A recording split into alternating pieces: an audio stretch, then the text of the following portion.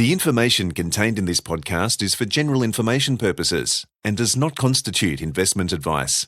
You should seek investment advice tailored to your circumstances before making any investment decision.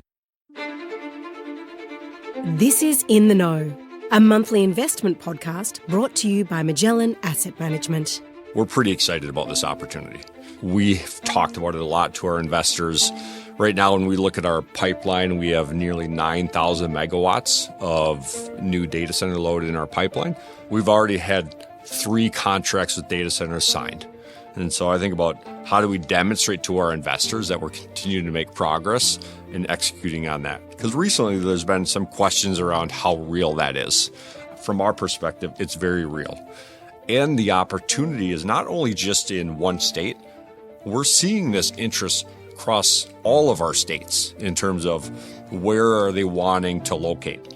It's pretty exciting. And then when I think about how do we ensure that this is good for our current customers? That's Brian Van Abel, the Chief Financial Officer of one of America's most significant energy providers, Xcel Energy, outlining how power-hungry data centres present huge opportunities. Welcome to Magellan in the Know. Welcome to our podcast. I'm Jowell Amores, one of the portfolio managers in the infrastructure team here at Magellan. And with me today is Brian Van Abel, CFO of Xcel Energy. Xcel is one of the largest energy infrastructure players in North America and importantly represents what we're after in terms of earnings predictability. Xcel's been a staple portfolio holding for quite some time now, so long that I can't actually remember how long we've been invested in the company. But for those that were wise enough to have been invested in Xcel since 2005, so 20 years ago, you'd have enjoyed total returns of 724% versus 621% for the S&P 500. And what might surprise some was that over the last 12 months, Xcel generated total returns of 38%, which is more than double the 14% total return for the S&P 500. Now, I'm sure I'll do a disservice to the folks at the company, Brian, so why don't I let you tell our audience who Xcel is? Yeah, absolutely. But first, thanks for having me here. Looking forward to this discussion. Xcel Energy, as you said, we're one of the largest fully regulated electric and gas utilities in the United States with a market cap of approximately $40 billion. We serve 8 states. Our 2 biggest states are Minnesota and Colorado, and really primarily in the middle of the country. And you think about that, that's important, and I'm sure we'll touch upon it later in the podcast. We have nearly 4 million electric customers and a little bit over 2 million natural gas customers. As I think about it from a financial perspective, we provide a competitive total shareholder return. Our long-term earnings growth is 6 to 8%, and we publicly state we expect to be in the upper half of that guidance range. And we provide a competitive dividend yield, 3.3% today, and expect to grow that to 4 to 6% in the long term with targeting the low end of that because we're really in a growth environment right now. I know we're going to talk about where the industry is and what we see ahead of us. But I think about, if I step back, what we're really known for are really, first of all, we're the first investor-owned utility in the country to come out with a 2050 carbon-free goal. We did that 7 years ago. A lot of our peers have followed suit, but we still continue to be a leader in the industry in terms of our carbon reduction goals. And we're on a path to reduce carbon by more than 80% by 2030. And we're pretty excited about executing on that over the next 5 years. And I think the second thing, what our investors know us for is really our track record. You referenced back to 2005. We have delivered on our annual earnings guidance over the past 20 years. That is one of the best track records in the industry. It's something we're really proud of. And we think about that, we look at the last 20 years and then we look forward to the growth in front of us in the industry and delivering for our investors as we look forward. Incredible. Thanks, Brian. Now, before we get started, I thought it might be worthwhile getting to know a bit more about you, Brian. Understanding the people we entrust with our capital and their decision-making process is a critical part of our own investment decision-making process, and particularly important when Xcel's looking to invest $45 billion over the next 5 years. So, Brian, tell us a bit about yourself and your background. Absolutely. So I've been at Xcel for 15 years now. Hard to believe it's been that long. It goes by quick. I joined Xcel after business school. Went to get my MBA at the University of Michigan, and had the opportunity to join Xcel. I'm from Minnesota originally, so I knew of the company and was able to come back home and started in the regulatory group in Xcel. And I tell people that it's a really great place to get to know the business because our business model is very unique. And I think about the decisions I make on a regular basis in terms of assessing risk, assessing opportunity, always within the regulatory framework and the regulatory lens. And that's really important as I think the success of the company is understanding the regulatory frameworks you work in. I've been CFO for 5 years now. This month is my 5-year anniversary. And again, I started 2 weeks after everyone went home when COVID hit in terms of being CFO. And that was really interesting to assess, what are going to be the sales impacts of COVID? You didn't know looking forward in managing through that. So it's been a great 5 years. We have had a lot of change in the CFO ranks in our industry. After 5 years, I'm one of the most tenured CFOs in the industry now, which is also hard to believe. But I think about it's been a great 5 years. I really enjoy this job. I love the industry and I love our company. So looking forward to the next 5+ years in delivering for our investors. Yeah, so on behalf of Magellan, we're glad you chose this career over a professional ice hockey career. Who wants that life anyway? Yes. The good thing is I have all my teeth, and I think if I chose another path, that probably would have been the case. Exactly. Well, the dentistry industry thanks you for that. So with that, I mentioned that the company has an investment plan of $45 billion over the next 5 years. So putting this into context, it's actually well more than your current market cap today. So that's a tremendous amount of growth we're talking about. So let's start off with talking through where all this capital is going over the next 5 years. Yeah, so we're pretty excited about the opportunities ahead of us. And we think about our $45 billion base capital plan. I think about it in a couple big buckets. The first big bucket is really investing in our wires business. So when I say our wires business, I mean our transmission business and our distribution business. That's about 60% of our capital spend we have over the next 5 years. We have a very significant build out on the transmission system as we're retiring legacy generation, but also building new generation that is maybe not near the load centers. So for example, in Minnesota, we're building generation, the new wind farms. They're out in western Minnesota. You got to get the energy to Minneapolis, St. Paul, where the load center is. So you have a big transmission build-out that's happening. And that's not unique to us. It's across the country. And then on the distribution side, we have aging infrastructure. A lot of our distribution system was built 60+ years ago. So you're refreshing the distribution system, resiliency, system hardening, but also enabling capacity. If we think about it on the distribution system, it's electrification of the transport sector. And how do we make sure we have the capacity at the distribution level when our customers decide to add an electric vehicle? And so significant investment on the distribution side too. So that's kind of investing in our wires business. And then the next big bucket is on the generation side of investments. I mentioned we're retiring our legacy generation. We're retiring our coal plants. We'll be, as a company, out of coal by the end of 2030 across all of our states. That will help us achieve our 80% carbon reduction goals, but also it'll help us drive increased investments in wind and solar and storage, but also gas generation when we think about reliability. So those are the big buckets: is invest in the wires business, invest in the generation business, both to replace the retiring generation, but also enable the load growth that we're seeing from data centers, from the oil and gas industry down in our Texas and New Mexico states, and also just customer growth and growth from beneficial electrification of home heating load, electrification of the transport sector, as I mentioned. Now, maybe just to push back on that, and I guess given the context of where we are today in the industry, I'm curious to know how resolute Xcel is in meeting this goal in terms of becoming carbon-free by 2030, especially in the context of the robust demand you're seeing when it comes to generation needs from data centers. They need it today, or they needed it yesterday. And then the second part to that is, as most will know, there's a new administration with a different environmental agenda. So it must be tempting to perhaps maybe push timelines back to retiring these coal plants. Again, potentially to your benefit, but just how resolute are you in this? That's a great question, and one we get often about, whether us to continue running your coal plants to serve the new load.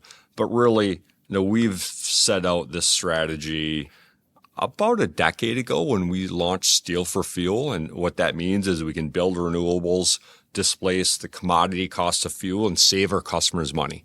That's really important when we think about this transition and the reduction in carbon emissions with the eye on affordability.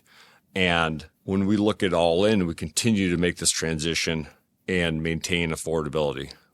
Over the last decade, while we've reduced carbon emissions reductions by 57%, our customer bills have been below inflation. They've grown at 1.7% on the electric side. So that's well below inflation over the past decade. So when we think about going forward and, should we postpone the retirement of our coal plants, we look at it, we're aligned with state policy and we're aligned with the goals of our states in terms of continuing to reduce the carbon footprint. And what we're going to do is our plans are to retire those coal plants, replace it with significant amount of renewables, wind and solar and storage with gas combustion turbines to ensure reliability. And we'll see the retirement of the coal plants as scheduled. And so I don't expect us to extend the coal plant lives as we sit here today. We think we can maintain reliability, achieve carbon reduction goals, but also serve the new load and new opportunities that we're seeing while we continue on this clean energy journey. Fantastic.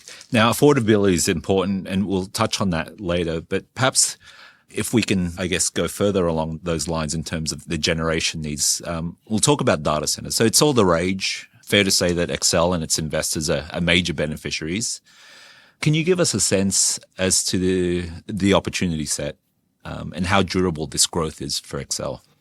Yeah, it's all the rage in the industry right now. And even if you step back a year ago, this opportunity continues to evolve. And I think about it in a number of different ways. One is, how do we execute it? How can we serve this load? How do we work with our interveners, our stakeholders, our regulators to ensure that we can build out the capacity to serve it? But also, how do we manage this very large new load, and how do we manage that risk? So if I think about it for Xcel, we're pretty excited about this opportunity. We've talked about it a lot to our investors. Right now, when we look at our pipeline, we have nearly 9,000 megawatts of new data center load in our pipeline. Now, we certainly don't expect to execute on all of that in the next 5 years. Matter of fact, when we think about the high probability load, we think we can execute on about a quarter of that, which is still a big driver of our sales growth over the next 5 years. That'll add about 2.5% CAGR, 2.5% annual sales growth over the next 5 years if we execute on that. And then I think about, we've already had 3 contracts with data centers signed. And we look at the balance of that 25% as we expect to sign the rest of those contracts by the end of this year. And so I think about, how do we demonstrate to our investors that we're continuing to make progress in executing on that? Because recently there's been some questions around how real that is. And from our perspective, it's very real. And the opportunity is not only just in one state. We're seeing it. We have data centers of the 3 that we have signed. One's in Minnesota, one's in Colorado, and one's in Texas. So we're seeing this interest across all of our states in terms of where are they wanting to locate. Different reasons in some of our states, but it's pretty exciting.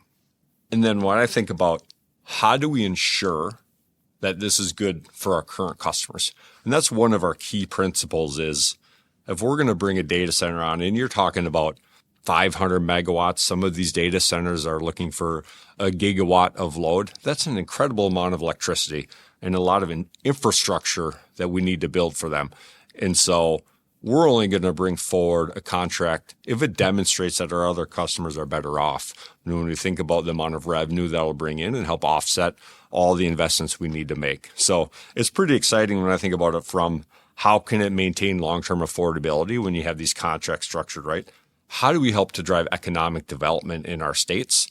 And then with all of the investment, how do we help to drive shareholder return in EPS growth? Okay. Now, when we think about risks come in different forms. And certainly for any project, the risks will be different. And so one thing that comes to mind is back in late January, we saw headlines around DeepSeek, which seemed like a reminder of how quickly technology can change trajectories, including for utilities. What's Xcel's approach when it comes to managing this particular risk, especially considering the long-term nature of your investment process? Yeah, that's a really good question. And we had, I think that news of DeepSeek hit. It was a couple weeks before we had our fourth quarter earnings call. Everyone saw the market reaction with what happened to the hyperscalers and even with our sector and the impact to companies that were exposed or had opportunities with data centers. And you saw the impact. And so, we had a chance to talk with some of the hyperscalers that we work with and really better understand that. And we feel really good about the long-term opportunity in front of us. And when we think about, there's different types of data centers that we think about, whether it's the training load or inferencing load. And DeepSeek was really potentially impacting the training load.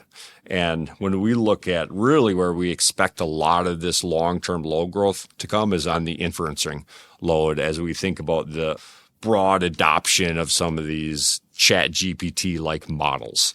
And so when we had discussions with the hyperscalers, and like I said, we're in active negotiations with a number of them on contracts, and we don't see any sort of pullback from them. And that's really the message we got. And the message was, I think the industry should expect this type of efficiency gains over time with any new technology like this. But I think the bigger question is risk. How do we protect our investors and our other customers from potential, whether it's stranded asset risk or if you sign a 15 to 20-year contract that we're looking at with these data centers, how do we ensure that, they don't walk away in year 5 and we're left with assets that we built for them and they're no longer on our system? And so it's really around structuring the contract. When we talk about what's type of contract minimum revenue floors do you put in that contract? What type of exit or termination fees do you build into those? So those are the types of things that we look at and work with them, and then we'll bring it to the commission for approval. And so it is really a lens of not only are we looking to protect our shareholders, but also protect our current customers when we're looking at these single large loads and what it means from a risk perspective. Does there tend to be any pushback from the hyperscalers when you have these discussions? It's absolutely a negotiation. I think you've seen it from our peers in the industry that there's been kind of, whether it's in a tariff that's been filed, certainly a negotiation. But the hyperscalers also know that the contract needs to work because the commission is going to look at it. And if the commission's not comfortable, if we're not comfortable, it won't get approved. And so it really is a partnership. And how do we find agreement on some of those protection mechanisms to ensure that we can bring it forward, get the assets built, move quickly, and get the regulatory support and stakeholder support from our other interveners and customers in terms of moving forward with it. So maybe just to slightly move to a different tact here, there's several ways to invest in AI and data centers today. I'm sure our listeners know this. But Brian, perhaps maybe putting your investor cap on, can you make the case for our listeners for getting exposure to AI data centers through Xcel stock? Absolutely. And I think you should invest in the Xcel stock for data centers, but also a number of other reasons. Our track record, our clean energy record. We can talk about customer affordability here in a minute, and that's something we're extremely proud of. But from a data center perspective, we've already demonstrated that we can execute and work with the data centers, that we have 3 contracts signed. And like I said, those contracts are in different states. And so we're seeing significant opportunity across all of our operating companies when we look at where can this growth come. So we see geographic diversity and also diversity. It's not just one hyperscaler we're working with or one data center company we're working with. We're working with a number of them. Those contracts that we signed are with 3 different companies. And so we see kind of the diversity in terms of opportunity. If I look at some of our state specifics, Minnesota has a tax incentive to help encourage data centers to locate in Minnesota. There's potential legislation in Colorado that's being explored for similar data center tax incentives. We look at working with our policymakers. The Minnesota Commission held a planning session, a data center planning session, in terms of how do we work, how do we, being the utilities, the policymakers, the data centers, and other stakeholders work together to bring this to the state, because it is, like I said, about economic development and, driving benefit to all of our customers. And I also think, from the data center perspective, some of these hyperscalers, they look at long term, they have clean energy goals, they have sustainability goals, and they look at our system, they look at kind of our clean energy leadership, and they see, it's a great opportunity. For example, in Minnesota, we have 2 nuclear plants in Minnesota. So when we look at our renewables and our nuclear plants, we'll have reduced carbon by 90+% by 2030. And so that's attractive too. So I think there's a whole bunch of different reasons why I would, try and sell investors about you should invest in Xcel, because we have really great data center opportunities in front of us. Now, switching gears, wildfires, they've been in the headlines lately, and the bet is they'll continue to be. It's what we're seeing with climate change. As we saw in California earlier this year, they can be devastating for customers and other stakeholders, including investors. Xcel's had their own experiences with this, unfortunately. Brian, can you share some insights on how Xcel thinks about this real risk? Yeah, absolutely. And I know our hearts go out to the impacts in California. Just the industry is very focused on it. And we had a significant wildfire in Texas last year, and certainly hearts go out to the communities that were impacted. It is an significant industry risk. What we're proud of, the steps that we've taken over the past year in terms of mitigating that risk. One of the really significant benefits of our industry is we work together in terms of on something like this. So, example, we've worked with a number of Western utilities that have faced that risk in California. And, what are the learnings? The California utilities have been working on wildfire mitigation plans for over a decade now. And so how can we incorporate, and how did we incorporate some of those learnings? We now use wildfire safety operations, which means you can put your system into more sensitive settings for when you're in a heightened risk of wildfire, so you reduce that risk. We have enacted proactive safety power shutoffs, where we have actually proactively shut off the power because what we saw, the risk was so great that we took the action to shut off the power proactively, so our system wouldn't potentially cause a wildfire. It's really all about protecting our customers and our communities when we come down to it. Some of the things beyond those operational mitigants that we're doing is we're investing in technology. Pano AI is really interesting. It's situational awareness. It's a camera with AI technology that helps early identification of a potential of a wildfire. It sees a smoke plume and can triangulate where that is, and in conjunction with first responders, get first responders out there quickly to try and control that wildfire. The really great thing about it is it just doesn't detect utility-caused wildfires. It detects any wildfire, and we've shown the benefit in Colorado in terms of identifying a wildfire that was caused by a campfire. And we're able to get first responders out there and control that fire. And so it's a really great partnership that's developing between the utilities. For us, we're deploying Pano AI in Colorado, in our Texas, New Mexico jurisdiction, working with our other states about deploying it. So there's some really great tools out there in terms of how do we continue to move forward in terms of managing this significant risk, which will be with us. And there's a couple other things that I think are really important is we have public-facing wildfire mitigation plans in all 8 of our states. And then to bring it down on what we do on a daily basis, every single day we assess the wildfire conditions across our entire service territories. And we assess wind speed, relative humidity, conditions of the brush and the vegetation to determine if we need to place our system, our transmission system, our distribution system into those wildfire safety settings that I mentioned. So we do that on a daily basis in terms of looking at the conditions and seeing if we need to protect our system and protect the customers and communities by either placing it into the wildfire safety settings or, as I mentioned, in a proactive safety power shutoff, which is very rare. But like I said, we have done that before.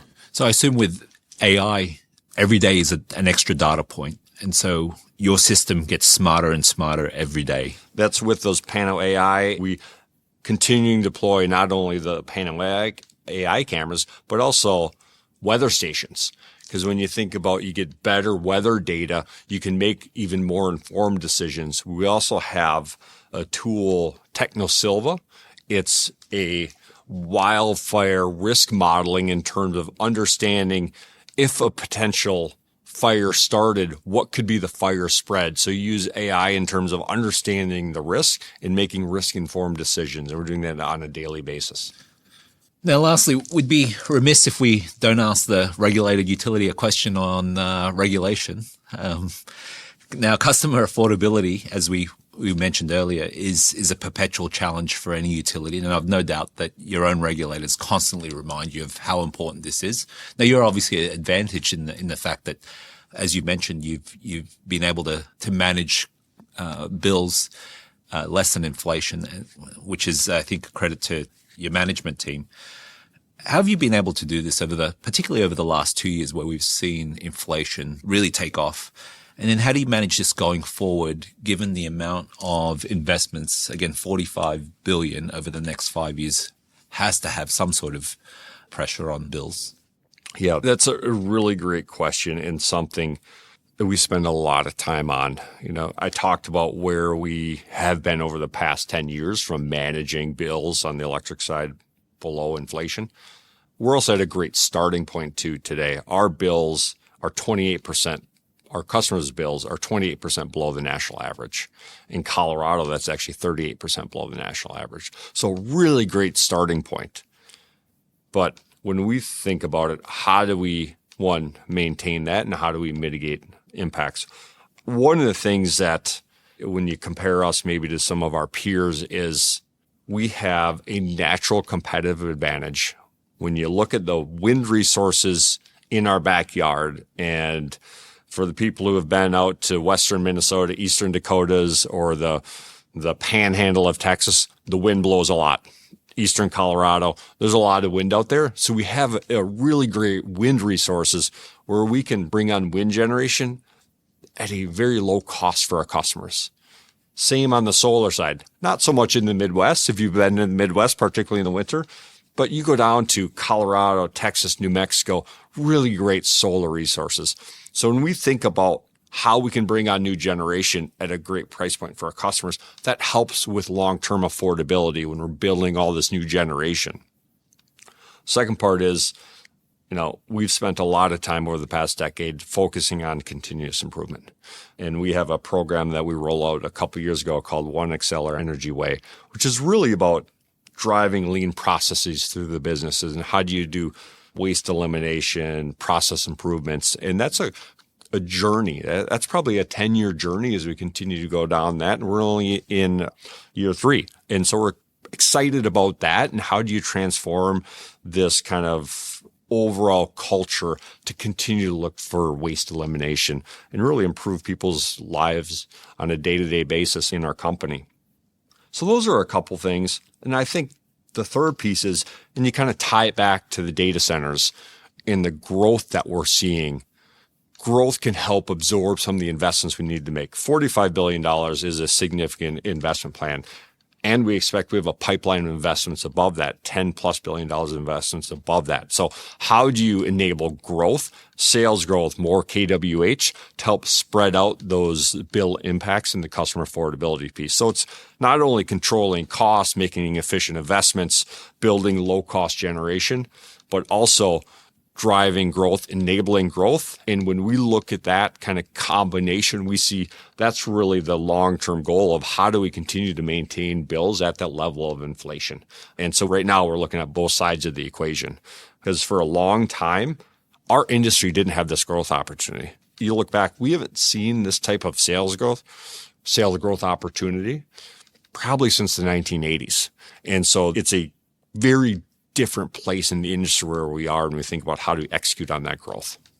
And obviously keeping bills that low, as you have done, is obviously an advantage for you relative to other utilities who might be a little bit more restricted in terms of the investments that they can make because bill inflation has been much higher than what you've experienced. You're absolutely right. When we think about long-term affordability is so important. And how do we maintain that?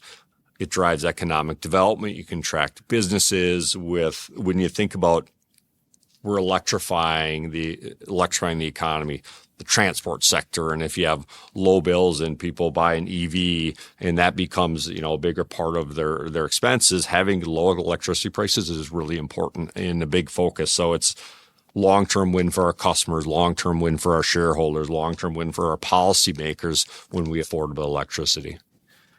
Brian, it's been an excellent discussion today, and apologies if we didn't get to touch on everything. But before we ask you for any final remarks, we've got one last question. So what would you define to be success for Xcel in 10 years' time? That's a great question. I think about it in maybe from 3 different lenses. One is the financial lens for our investors. We think about our long-term EPS growth objective of 6 to 8%, and we expect to be in the upper half of that. In over 10 years, that means we should at least double the size of our company from an EPS perspective. And so that's one measure of success. Coupled with, if I'm sitting here and you and I are having this conversation 10 years from now, and I can look back and say, we've delivered on our annual earnings guidance for 30 years in a row, that's success too, in terms of management credibility and that track record. So double the size of the company from an earnings perspective, continue to deliver annually for our shareholders is one lens. We talked about wildfire risk facing our industry, continue to demonstrate to our investors that we can mitigate and manage the risk. And we're focused on managing wildfire risk today. It's about protecting our communities and customers. But also, we're in a growth environment. Execution becomes a risk. And we think about all of the large-scale transmission lines we need to build, the potentially up to 29,000 megawatts of generation we have in different planning phases. That's an incredible amount of investments and build-up that needs to occur. Managing that risk is so important. And so how do we think about risk mitigation over the next decade so we can execute on that growth opportunity? And then it's all coupled. If we don't have affordable electricity, if we can't do this 10-year build-out, 10-plus year build-out with affordability in the forefront and maintaining customer affordability, like I said, our electric bills are 28% below the national average. It's a great starting point, but we got to maintain that affordability, and having that in mind and, seeing bills grow at the pace of inflation over the next decade is also a key to success. That's a great definition of success, Brian. I appreciate that. Now, any final remarks from your end? I think you can probably tell my voice. I'm pretty excited about the prospects, not only of this industry, but our company and the leadership we have, how we think about affordability and the position we're in. I think it's a pretty exciting time in the industry. It's sometimes you tell people, they ask what you do for a living, and I work in the utility industry. And you kind of get this quizzical, boring look like, that doesn't sound very exciting. But when you take a step back and think about our industries at the epicenter of driving the economy, and you look at what's happening where we're critical to enabling data center growth, we're critical to electrification, we're critical to powering people's lives every single day. And when you look at the reliability, 99.99% reliability every single day, people's lights come on. It's a pretty great industry to be in. And the long-term prospects of the industry, I don't think are brighter. Now, thank you again, Brian. I really appreciate your time. I'm sure our listeners do as well. Fantastic insights. And thank you, everyone, for listening. Yeah, thank you, everyone. That was Magellan Portfolio Manager Jowell Amores in discussion with the CFO of Xcel Energy in the United States, Brian Van Abel. We trust you've enjoyed this episode. For more information on previous episodes, visit magellangroup.com.au/podcast where you can also sign up to receive our regular Investment Insights program. Thanks for listening.